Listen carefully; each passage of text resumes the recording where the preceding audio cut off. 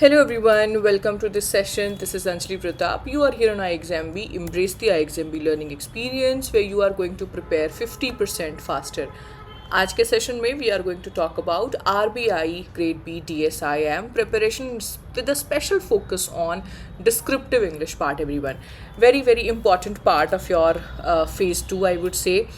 एक बार ज़रा इसका पैटर्न समझ लेते हैं and I will also show you that what kind of questions came in the last year and how we can based on that we can strategize this year's preparation everybody.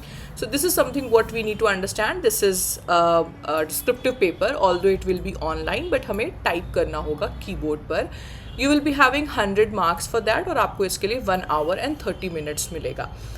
So if I show you the kind of questions which came in 2025, so here you can have a look कि topic हमारे कैसे थे essay के. So somewhere around 500 words के ऊपर we have to write this essay and the weightage was around 35 marks. The topic was social media influencers and rise of consumerism and its impact on youth, savings behavior and social values. So very much related to the social issue everyone. The second topic is somewhat relating with the technology and environmental part everyone. EVs, electric vehicle you can say, as a pillar of India's green mobility transition, we have to discuss opportunities and implementation challenges. So somewhere it is collaborating two major or broad ideas, that is environmental impact, साथ ही साथ हमारा technological impact. Then comes good governance begins with transparency. Examine the role of openness and accountability in public institutions. So these are the three areas. I mean, lot of people are afraid that what if ma'am we get such question in the examination जिसके topic के बारे में हमें पहले से पता ही ना हो. So students आप देख सकते हैं whenever we also release expected topic list and the essay fodder to our students, we try to keep a combination of all these sort of topics which can fall from these categories like technology, social issues, economic related topics, or let's say environment related or sustainability related topics, right? So you can see the topics are from diverse areas. So the probability of not knowing a topic is a very less over here everyone. Secondly, if it see the Pressy based question, तो Pressy आया था हमारा एक छोटा सा passage था and we have to write the Pressy of this passage in 160 words and the weightage was allocated as 30 marks और हमें टाइटल भी देना था इस प्रेसी के लिए. So this was you can say memory based paper of that Pressy. The topic was again a very generic one.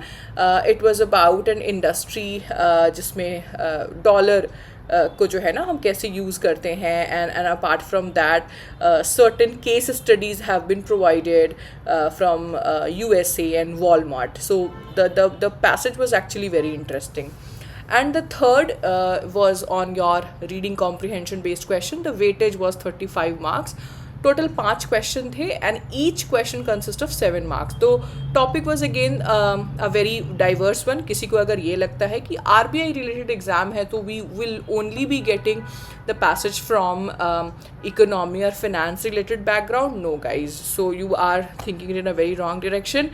तो ये topic आप देखो ज़रा, it was very I mean highly you can say technical in terms of biology I would say. So it was all about oxygen regulation in the human body.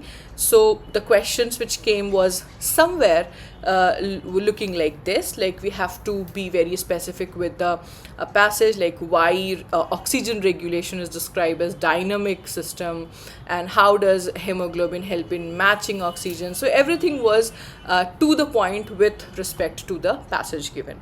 So based on this we can have our strategy in line with these 3 parameters everybody. So basically when we talk about essay, this is the high weightage I would say, or one of the highest thing which we can expect.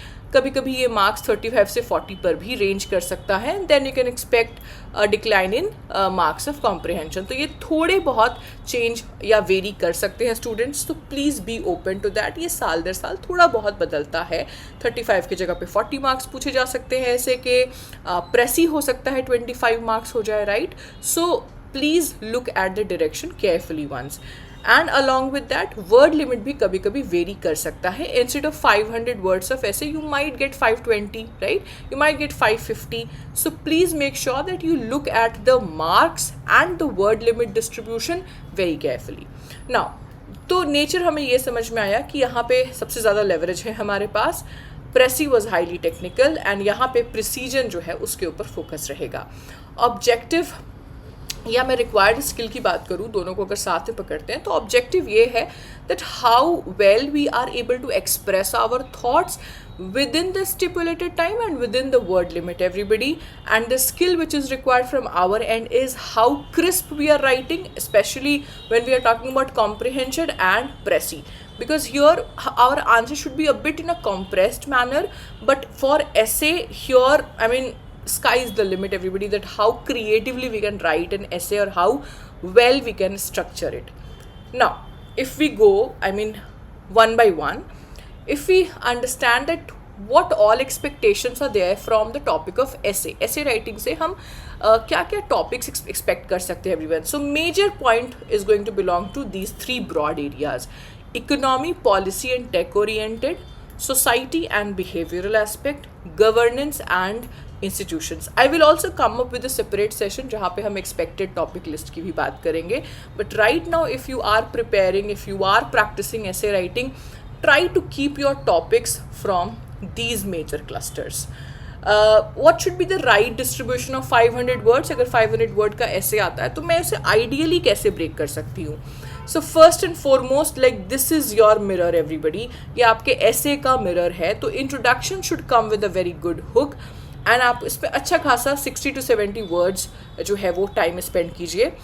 Context and background यानी historical aspect अगर आप देना चाहें तो you can further proceed with more 70 to 80 words कि ये जो topic है ये हम क्यों कर रहे हैं, इसका रिलेटिव इम्पॉर्टेंस क्या है, what is the triggering factor if there is any to that topic. Then comes your body part. अब हमारा इंट्रोडक्शन कंप्लीट हो गया, अब हम बॉडी पार्ट की तरफ प्रोसीड करते हैं. So we can start with a positive dimension और let's say the opportunities what that topic और what that area has to offer to us. And then comes a negative dimension, I mean very predictable one. ये दोनों को आप 100 words जो है वो एक आइडियली डेडिकेट कर सकते हैं डिपेंडिंग. कभी कभी ऐसा होता है that we don't have enough material for negative dimension, so you can try and sort of balance it out everyone. Then comes the last leg of our essay, that is conclusion, solution and way forward. So first you should include way forward and the solution angle part and then end it with summarizing. Summarizing आपका 50-60 word से ज़्यादा cross नहीं करना चाहिए because it should not start a new thing. ये हमेशा एक thought provoking closing line के साथ एंड करना चाहिए.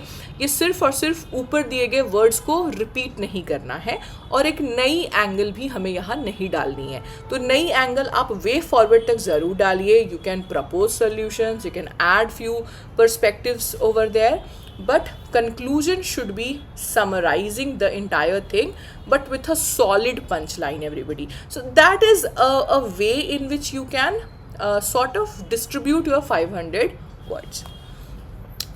ये चीज़ें जो है वो आपके ऐसे को और भी ज़्यादा अच्छा बनाएगी students. What is that? First of all, अगर डेटा हमारे पास प्रिसाइज है, rather than just putting a vague generalisation, it is always a good idea to provide a precise data. Argumentation आप बैलेंस रखिए, it should not look like one sided topic. Policy integration या आप scheme के जो नाम लिख रहे हैं उसकी डेटा आप जो डाल रहे हैं, that should be again to the point. And hedged opinions, ये हमें अवॉइड करना है स्टूडेंट्स, दैट हम कोई भी चीज़ में बहुत इमोशनल एंगल ना डालें and we should not go very very extreme into that topic. Then comes precis writing. इस प्रेसी राइटिंग का पहला नियम जो है वो आपको याद रखना है, that we should be very very strictly following the word limit. Title should always be given. Title हमें ज़रूर देना चाहिए and title should not cross 5 to 7 words. Everybody keep it crisp, keep it concise. Try to capture all the main ideas. Drop all the examples, data, illustrations. अपने शब्दों में लिखिए. You are not required to copy the words. चीज़ों को बस paraphrase मत कर दीजिए. एग्जामिनर्स इतने स्मार्ट होते हैं कि वो इस मूव को समझ जाएं. So please don't do it a cheap copy of the original passage, everyone. If you will do that, I believe it's a very good or decent way. 160 words आपको या 180 वर्ड्स में अगर आपको 30 मार्क्स मिल रहे हैं, so I believe this is the best ROI. क्या से या कैसे हम अपने 20-25 मिनट्स टाइम को या 30 मिनट्स को हम यहाँ पे ब्रेक कर सकते हैं. So guys, first obviously major time यहाँ पे हमारा रीडिंग करने में जाएगा, right. And then major time हमारा एक मैप करने को जाएगा, that what would be the rough skeleton of my precis will look like. And then the next 10 to 12 minutes will be involve in the deep writing part. And last का 4 या 5 minute ज़रूर रखिएगा proof read करने के लिए. Then comes comprehension. Again comprehension में आपको सबसे ज़्यादा समय पहली बार पैसेज पढ़ने में लगेगा. सो make sure that you don't do it twice, rather read it in one go and read it with utmost concentration. And passage पढ़ने के पहले my strong recommendation is to read your questions. एक बार वो question ज़रूर पढ़ लीजिए, so that जब आप passage पढ़ रहे होंगे you will be having a mental pointer ready कि मैं इन questions को यहाँ से answer करने वाला हूँ, right? So that should be your first few steps. Make sure कि आप 5 क्वेश्चन जो 7 मार्क्स के आ रहे हैं उस पर कम से कम 60 to 90 वर्ड्स ज़रूर लिखिए. Do not drag it more. जितना ज़्यादा आप स्पेसिफिक रहें उतना अच्छा है. And in order to write more आपको एक्स्ट्रा ओपिनियंस या आउटसाइड पैसेज जाकर आंसर लिखने की ज़रूरत नहीं है स्टूडेंट्स. सो मेक श्योर कि आपका जो भी लॉजिक है, जो भी डेटा है, वो आपके पैसेज को स्ट्रिक्टली फॉलो करें. एक वीकली प्लान अगर हम देखें कि कैसे हम अपने बचे हुए दिनों को यूज़ कर सकते हैं. So students, 2 or 3 essays a week, again 2 or 3 pressy a week and 2 comprehensions a week can actually help you overcome this section in a best possible manner. इसके अलावा एक और चीज़ आप लोगों के लिए बहुत बहुत इम्पॉर्टेंट है, और वो है एक फ्री वर्कशॉप जो मॉक टेस्ट एनालिसिस का डिस्कशन होगा, जहाँ पे Pragya Sharma ma'am will be taking your session. It's a free workshop guys. इस वीडियो के नीचे रजिस्ट्रेशन लिंक भी हम आपके साथ शेयर कर देंगे. Feel free to register. आपको ईमेल पे इसकी लिंक आ जाएगी ज्वाइन करने की. And you will understand the detailed discussion, step by step answer writing approach, and वो क्या कॉमन मिस्टेक्स हैं जो आप अवॉइड कर सकते हैं. इस कोर्स को रिलेटेड या अपने मॉक टेस्ट के अटैम्प्ट को रिलेटेड आप ज़रूर अटैम्प्ट कर सकते हैं iExamB के प्लेटफॉर्म पे भी, जहाँ पे हम 5 full length mock test attempt भी करते हैं स्टूडेंट्स के द्वारा, एंड उन्हें हम इवैल्यूएट भी करते हैं बिल्कुल मैनुअली ये चेक करके, एंड देन फीडबैक भी प्रोवाइड करते हैं. So make sure that you take advantage of this one. इस वीडियो से रिलेटेड कोई भी सवाल हो, feel free to drop a query in the comment section. All the very best for your preparation, everyone.